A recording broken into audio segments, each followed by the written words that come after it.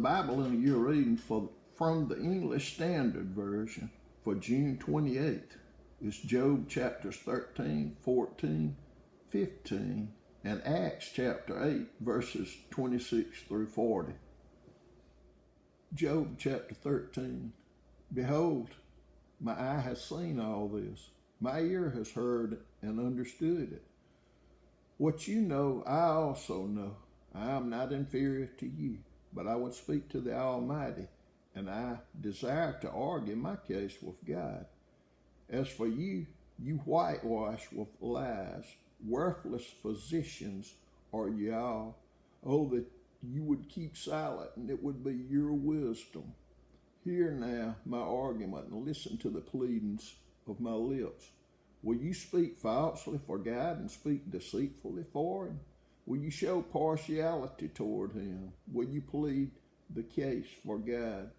Will it be well with you when he searches you out, or can you deceive him as one deceives a man? He will surely rebuke you if in secret you show partiality. Will not his majesty terrify you, and the dread of him fall upon you? Your maxims are proverbs of ashes. Your defenses are defenses of clay. Let me have silence, and I will speak, and let come on me what may. Why should I take my flesh in my teeth and put my life in my hand? Though he slay me, I will hope in him, yet I will argue my ways to his face. This will be my salvation, that the godless shall not come before him. Keep listening to my words, and let my declaration be in your ears. Behold, I have prepared my case. I know that I shall be in the right. Who is there who will contend with me? For then I would be silent and die.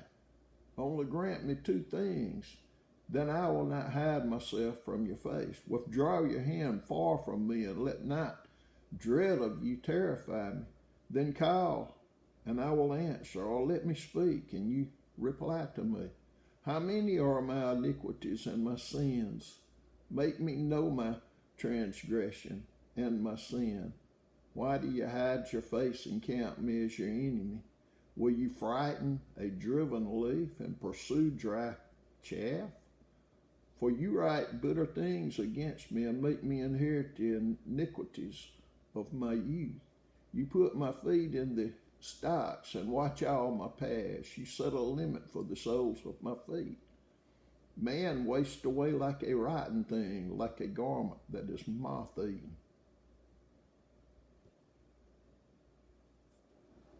Job chapter 14. Man who is born of a woman is few of days and full of trouble. He comes out like a flower and withers. He flees like a shadow and continues not. And do you open your eyes on such a one and bring me into judgment with you? Who can bring a clean thing out of an unclean?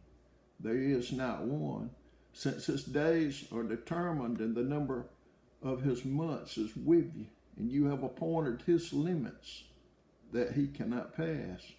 Look away from him and leave him alone, that he may enjoy like a hired hand his day. For there is hope for a tree, if it be cut down, that it will sprout again, and that its shoots will not cease.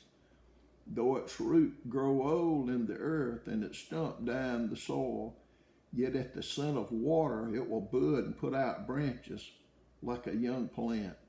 But a man dies and is laid low. Man breathes his last, and where is he? As waters fail from a lake, and a river wastes away and dries up, so a man lies down and rises not again. Till the heavens are no more, he will not awake or be roused out of his sleep. Oh, that you would hide me and show that you would conceal me until your wrath be past, that you would appoint me a set time and remember me. If a man dies, shall he live again? All the days of my service I would wait till my renewal should come. You would call, and I would answer. You would long for the work of your hands. For then you would number my steps. You would not keep watch over my sin. my transgression would be sealed up in a bag, and you would cover over my iniquity. But the mountain falls and crumbles away, and the rock is removed from its place. The waters wear away the stones. The torrents wash away the soil of the earth. So you destroy the hope of man. You prevail forever against him, and he passes. You change his countenance and send him away. His sons come to honor, and he does not know it. They are brought low, and he perceives it not. He feels only the pain of his own body, and he mourns only for himself. Job chapter 15. Then Eliphaz the Temanite answered and said, should a wise man answer with windy knowledge and fill his belly with the east wind? Should he argue in unprofitable talk or in words with which he can do no good? But you are doing away with the fear of God and hindering meditation before God. For your iniquity teaches your mouth, and you choose the tongue of the crafty. Your own mouth condemns you, and not I. Your own lips testify against you. Are you the first man who was born, or were you brought forth before the hills? Have you listened in the counsel of God, and do you limit wisdom to yourself? What do you know that we do not know? What do you understand that is not clear to us? Both the gray-haired and the aged are among us, older than your father. Are the comforts of God too small for you, or the word that deals gently with you? Why does your heart carry you away, and why do your eyes flash, that you turn your spirit against God and bring such words out of your mouth? What is man that he can be pure? Or he who is born of a woman that he can be righteous? Behold, God puts no trust in his holy ones, and the heavens are not pure in his sight. How much less one who is abominable and corrupt, a man who drinks injustice like water? I will show you, hear me, and what I have seen I will declare.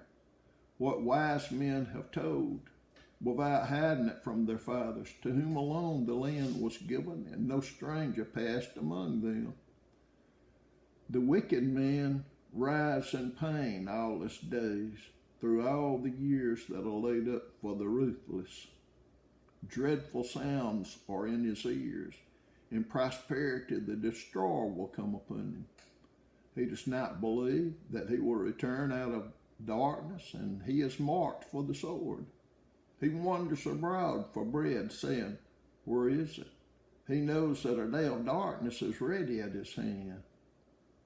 Distress and anguish terrifying, they prevail against him, like a king ready for battle. Because he has stretched out his hand against God and defies the Almighty, running stubbornly against him with a thickly bossed shield, because he has covered his face with his fat and gathered fat upon his waist, and has lived in desolate cities and houses that none should inhabit, which were ready to become heaps of ruins. He will not be rich, and his wealth will not endure, nor will his possessions spread over the earth. He will not depart from darkness. The flame will dry up his shoots, and by the breath of his mouth he will depart. Let him not trust in emptiness, deceiving himself, for emptiness will be his payment. It will be paid in full before his time, and his branch will not be green.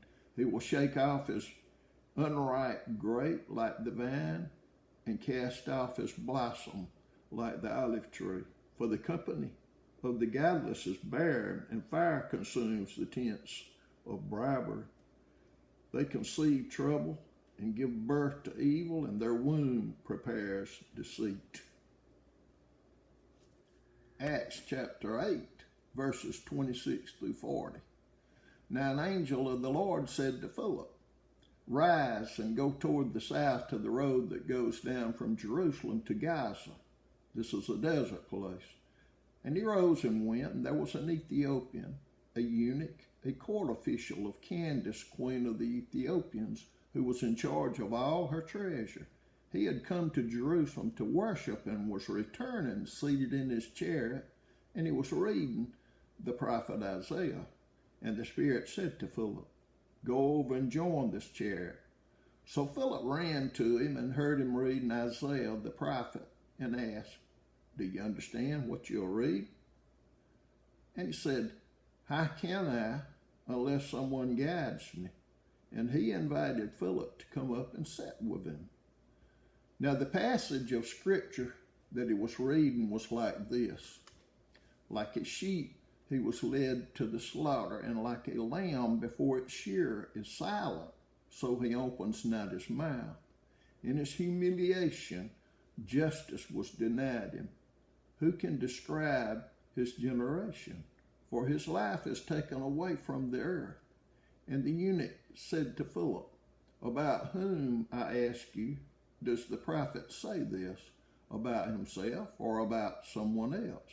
Then Philip opened his mouth and began with this scripture. He told him the good news about Jesus. And as they were going along the road, they came to some water, and the eunuch said, "See, here's water. What prevents me from being baptized?" And he commanded the chariot to stop, and they both went down into the water, Philip and the eunuch, and he baptized him. And when they came up out of the water, the Spirit of the Lord carried Philip away, and the eunuch saw him no more and went on his way rejoicing. But Philip found himself at Azotus, and as he passed through, he preached the gospel to all the towns until he came to Caesarea.